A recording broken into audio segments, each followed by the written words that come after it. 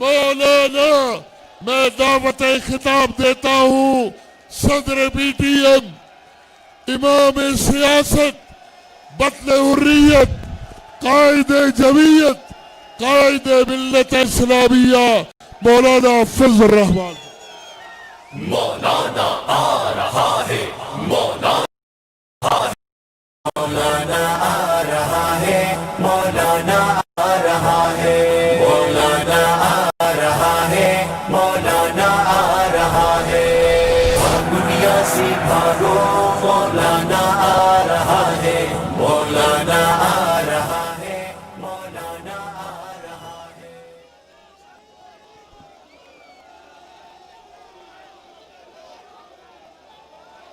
بسم اللہ الرحمن الرحیم، نحمده ونصلي على رسوله الكريم، اما بعد۔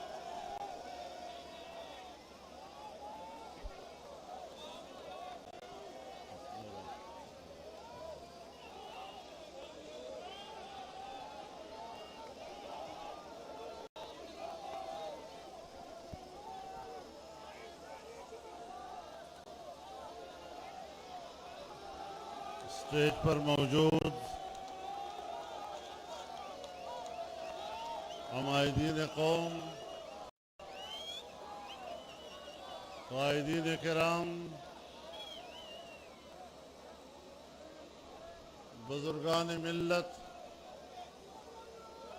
میرے دوستوں، بھائیوں اور بہنوں،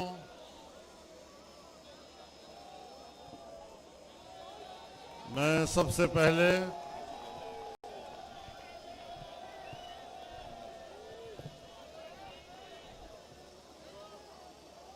گوجرانوالہ میں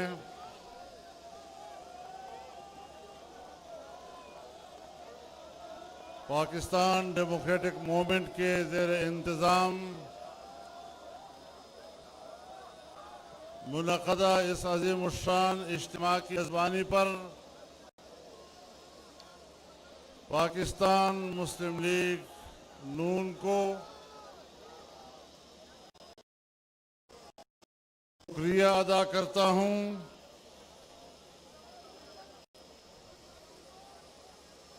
اور آج گوجرانوالہ میں آپ کا یہ بکھرا ہوا سمندر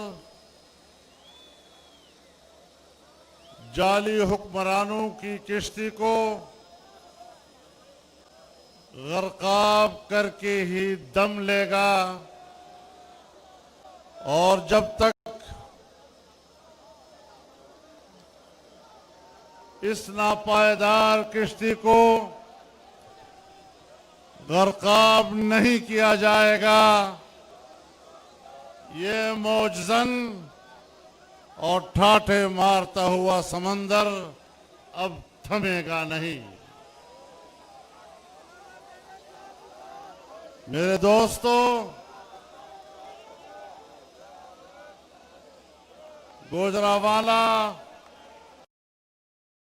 قانون کا شہر ہے، پہلے اکھاڑے میں اتر چکے ہیں اور آپ پچھاڑنا آتا ہے، نہیں آتا۔ انشاءاللہ العزیز جعلی حکمران اب ایک ٹمٹماتا ہوا چراغ ہے جس میں دم نہیں رہا ہے، اور اب جمہوریت کی صبح طلوع ہونے والی ہے۔ آپ نے جمہوریت کے خوبصورت چہرے کو جس طرح گردآلود کیا ہے، عوام اپنے خون اور پسینے سے جمہوریت کی خوبصورتی کو ایک بار پھر تابناک کرنے کے لیے نکلی ہے، اور انشاءاللہ العزیز یہ تابناکی آپ آنے والے دنوں میں دیکھیں گے اور انشاءاللہ ان کا پوچھنے والا بھی کوئی نہیں ہوگا۔ میرے محترم دوستو، جعلی حکمران اپنے انجام کو پہنچنے والے ہیں۔ میں آج کے اس اجتماع کے موقع پر گوجرانوالہ کا شکر گزار ہوں۔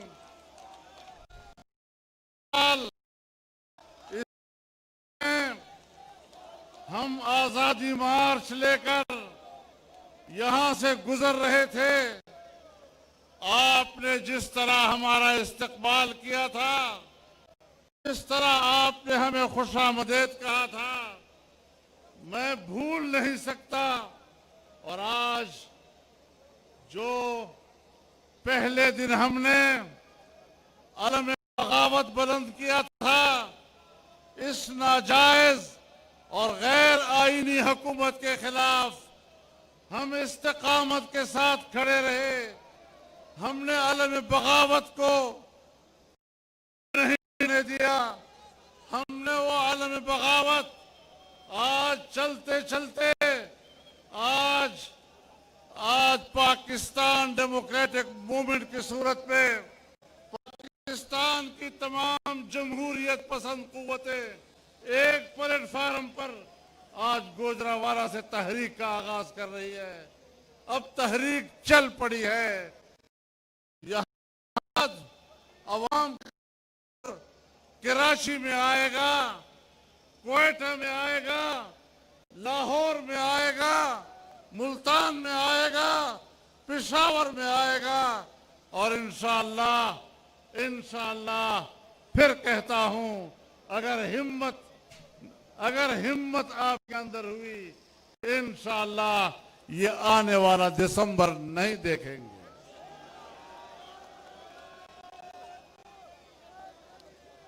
اب ان کے اوسان خطا ہو چکے ہیں،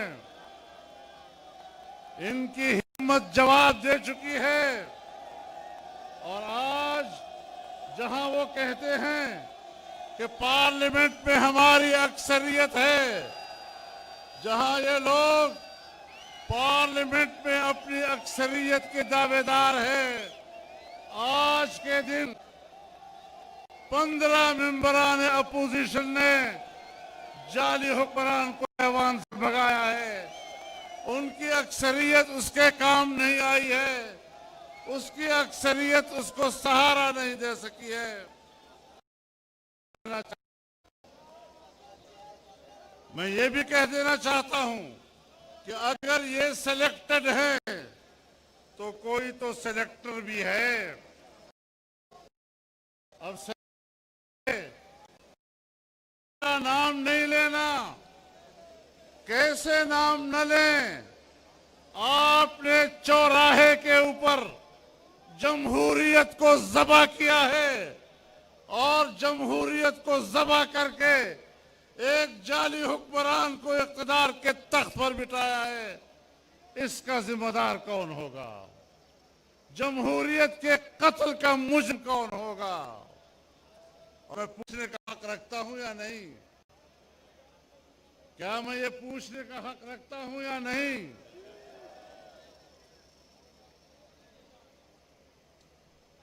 کہ اپنے سلیکٹرز کی کارکردگی پر،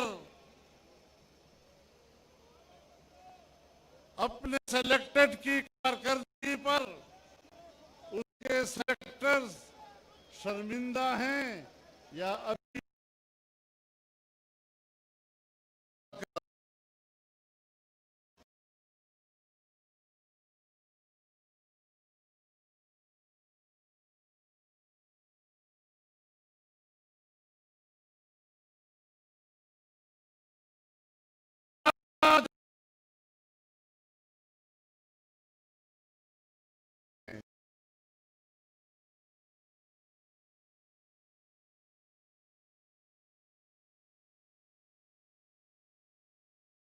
دوستو،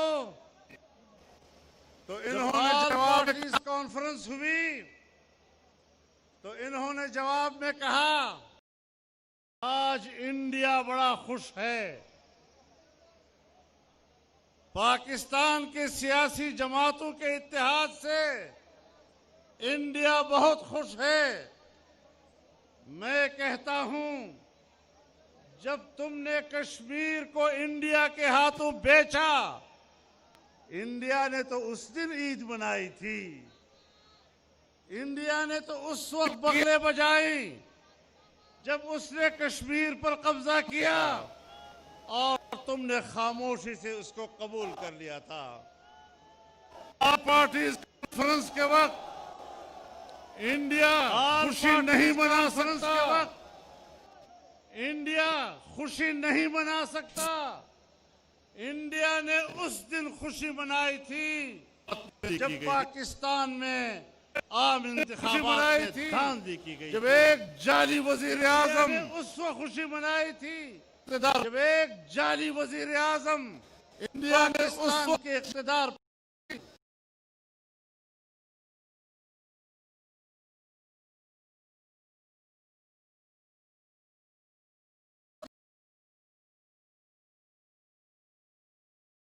جب پاکستان میں جمہوریت کا خون ہو رہا تھا، انڈیا نے اس وقت خوشی منائی تھی جب تم نے کشمیریوں کے خون کا سودا کیا تھا۔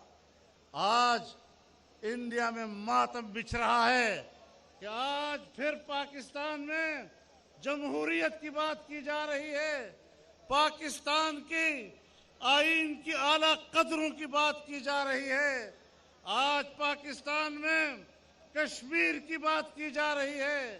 اور میں کہنا چاہتا ہوں کہ آپ نے گلگت بلتستان کو صوبہ بنانے کی بات کی ہے، آپ جتنے حقوق دیں گلگت بلتستانی کو ہم پاکستانی سمجھتے ہیں، لیکن اگر ہم نے اس طرح گلگت بلتستان پر قبضہ کیا اور اس کو پاکستان کا 5واں صوبہ بنایا، آپ بتائیں کہ جو کچھ ہندوستان نے کشمیر کے ساتھ کیا ہے، کیا تم اس کا جواز فراہم نہیں کرو گے؟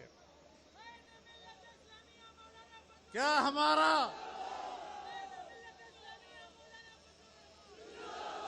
کیا 1949 کی قراردادیں سلامتی کونسل کی بے معنی نہیں ہو جائیں گی؟ کیا ہمارا موقف اور قومی اور ریاستی موقف تحلیل نہیں ہو جائے گا؟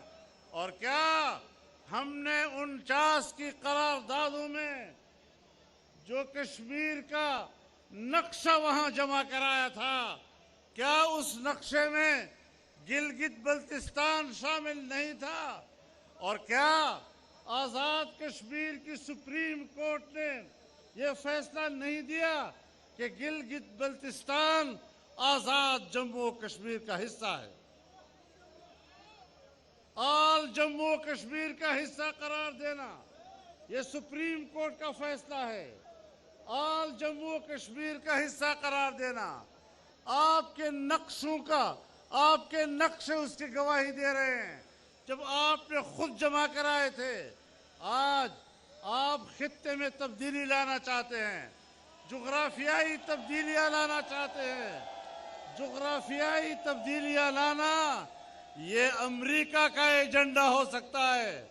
دنیا میں جغرافیائی تبدیلیاں لانے کے لیے پورے دنیا میں دہشت گردی کے خلاف نام نہاد جنگوں کا آغاز کر کے پوری دنیا میں فوجیں اتارنے، اور وہاں کے حکمران اگر وہ امریکہ بہادر کی بالادستی کو تسلیم نہیں کرتے تو وہاں قتل عام شروع کر دینا، افغانستان کو تہوبالا کر دینا، عراق کو تہوبالا کر دینا، شام کا بیڑا غرق کر دینا، لیبیا کا قتل عام کر دینا۔ آج سعودی عرب پر دباؤ ڈالا جا رہا ہے۔ ان حالات میں آپ خود اندازہ لگائیں کہ پاکستان میں جو کچھ ہو رہا ہے یہ کس کا ایجنڈا ہے؟ آپ کس کے ایجنڈے کی تکمیل کے لیے بات کر رہے ہیں؟ آپ نے 2 سالوں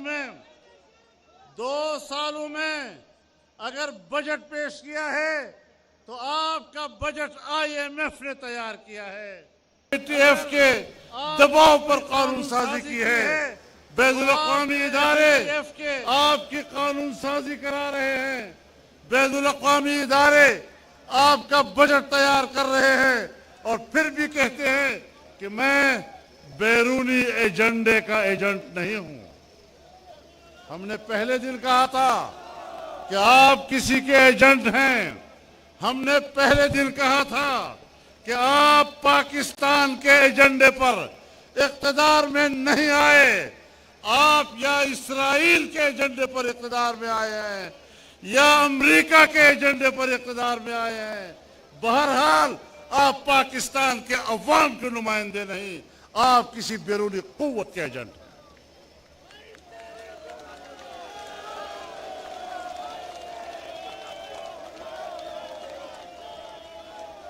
میرے محترم دوستو، اب ہمیں یہ سیاست ختم کرنی ہوگی۔ آزادی آزادی ہے۔ میں اپنی تاریخ کے ان اسلاف سے نسبت رکھتا ہوں جنہوں نے بر صغیر کی آزادی کے لیے قربانیاں دی تھی، پھانسیوں پہ چڑھے تھے، آگ میں کودے تھے، خون کے دریا سے گزرے تھے۔ پاکستان کو غلام نہیں بننے دیں گے، پاکستان کو آزاد ریاست کے طور پر دیکھنا چاہتے ہیں۔ ہم پاکستان کے اداروں کا احترام کرتے ہیں۔ فوج سے ہماری کوئی لڑائی نہیں، فوج ہمارا ادارہ ہے، لیکن اگر آپ دفاع کے پیشہ ورانہ ذمہ داریوں سے ہٹ کر سیاست میں مداخلت کرتے ہیں، پاکستان پر اپنے اقتدار جماتے ہیں، آئین کو پامال کرتے ہیں، مارشل لا لگاتے ہیں، اقتدار پر آپ قبضہ کرتے ہیں، انتخابات اپنے کنٹرول میں کراتے ہیں، دھاندلیاں کراتے ہیں، تو پھر آپ کے خلاف کلمہ حق بلند کرنا یہ ہمارا کام نہیں تو اور کس کا کام ہو سکے گا؟ ہم پاکستان کی سیاست کو اس طرح مقید نہیں دیکھنا چاہتے۔ ہم پاکستان کی سیاست کو کسی کے ہاتھوں یرغمال نہیں دیکھنا چاہتے۔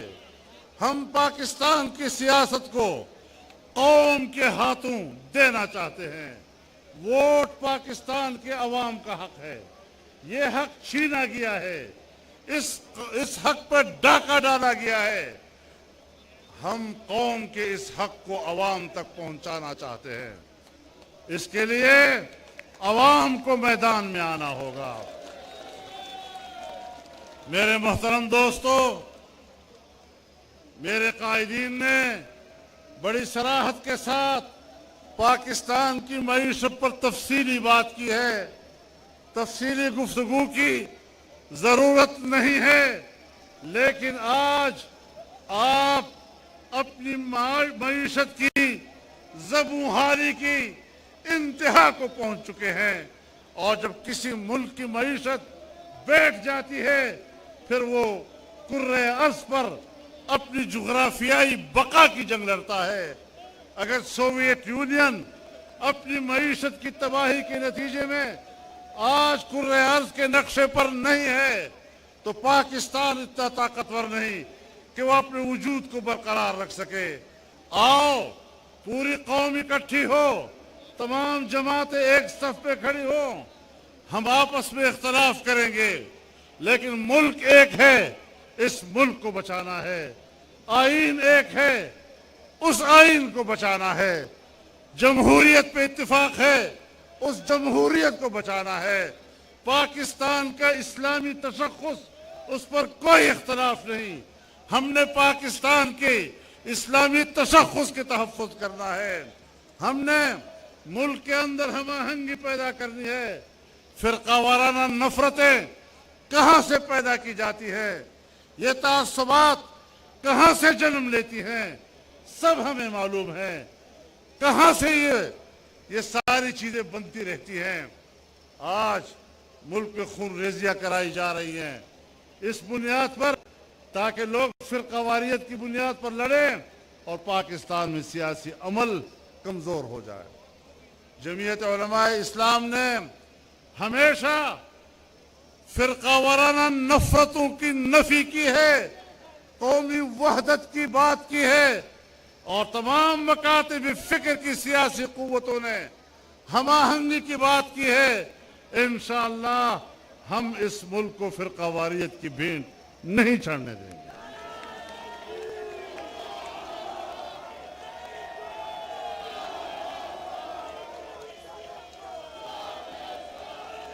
میرے محترم دوستو، آج اس موقع پر میں آپ کے سامنے یہ بات بھی لانا چاہتا ہوں، مزید تفصیل بھی لیں گے، لیکن آج اس جعلی حکمران کی اسمبلی میں ایک نئی قانون سازی کی جا رہی ہے کہ ہماری جو ساحلی علاقے ہیں اور سمندری حقوق ہیں اس کو صوبوں کے اختیار سے باہر کر دیا جائے اور وفاق کے قبضے میں دیا جائے۔ یہ 18ویں ترمیم کی روح کے خلاف ہے، یہ پاکستان کے آئین کی روح کے خلاف ہے، اور انشاءاللہ اس مسئلے پر پی ڈی ایم ایک متحد موقف دے گا انشاءاللہ۔ یہ ملک عوام کا ہے، ہر صوبے کے عوام اپنے صوبے کے وسائل کے مالک ہیں، اور اپنے صوبے کے وسائل کے مالک وہاں کے عوام اور ان کے بچے ہیں۔ ہم کسی کو یہ حق دینے کے لیے تیار نہیں کہ وہ کسی صوبے کے وسائل پر قبضہ کرے اور وہاں کے بچوں کو ان کے حق سے محروم کرے۔ انشاءاللہ یہ جدوجہد جاری رہے گی، یہ سلسلہ جاری رہے گا۔ تحریک اب چل پڑی ہے اور اب نہ رکے گی نہ تھمے گی۔ ہاں اس وقت تھمے گی جب اس ملک پہ آئین کی بالادستی ہوگی، سیاست میں اداروں کی مداخلت ختم ہوگی، ادارے اپنے جرم کو تسلیم کر لیں، قوم سے معافی مانگیں۔ اس کے بغیر اب معاملات طے نہیں ہو سکتے۔ ہماری طرف سے کوئی جھگڑا نہیں، جب بھی مداخلت ہوئی ہے اداروں کی طرف سے ہوئی ہے۔ ادارے کیوں اپنے فرائض سے تجاوز کر کے عوام کے معاملات میں مداخلت کرتے ہیں؟ اس طریقے سے ملک نہیں چلا کرتے، تصادم سے ملک نہیں چلا کرتے۔ اپنے دائرہ اختیار سے تجاوز کر کے معاملات میں مداخلت کرنا، اس سے ملک نہیں چلا کرتے۔ ملک کو چلانا ہے تو ذمہ داری کے ساتھ چلانا ہے، اپنے فرائض کے ساتھ چلانا ہے، اپنے اختیارات کے ساتھ چلانا ہے، اور انشاءاللہ العزیز یہ منزل ہم سب مل کر حاصل کر کے رہیں گے۔ آپ کو ایک بار پھر اس عظیم الشان اجتماع کے انعقاد پر مبارکباد پیش کرتا ہوں۔ اہل گوجرانوالہ کو اس کی میزبانی پر مبارک